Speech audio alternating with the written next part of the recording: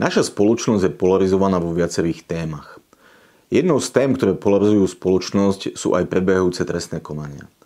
Každý, kto si dovolí skritizovať prebiehajúce trestné konanie, ich prípadnú zákonnosť, je označovaný za toho, kto chce návrat starých časov, bývalej vlády či mafie.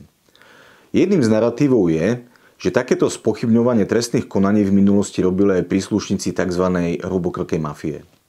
Kto už by len počúval hrubokrkú mafiu, okrem iného, predovšetkým špeciálny prokurátor Daniel Lipšic hovorí, že takáto kritika zo strany hrubokrkej mafie sa ukazovala ako nedôvodná a bezdôvodná.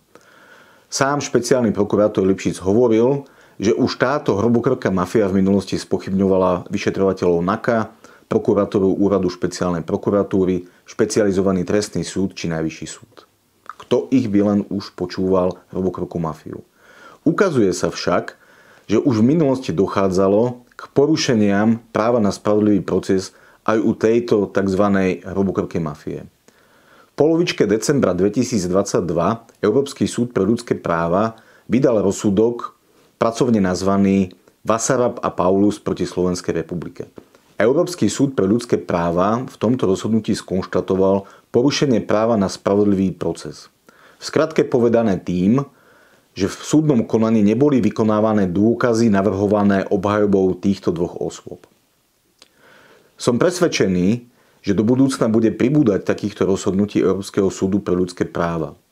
Milí priatelia, aby došlo k vydaniu rozhodnutia Európskeho súdu pre ľudské práva, treba vyčerpať všetky vnútroštátne prostriedky a taktiež samotné konanie na SLP trvá aj niekoľko rokov.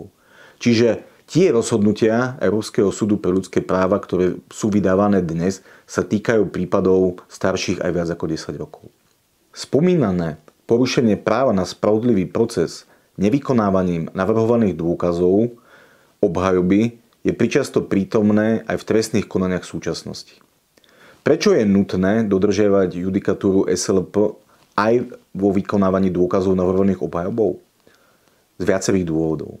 Predovšetkým preto, aby nedochádzalo k tomu, že budú odsudzované nevinné osoby, ale aj preto, aby aj vinné osoby dostali spravodlivý a primeraný trest a nestalo sa, že aj nejaký príslušník hrubokrkej mafie namiesto povedzme 8 rokov trestu odňatia slobody na základe nespravodlivého procesu dostane 20 rokov. Ďakujem za pozornosť.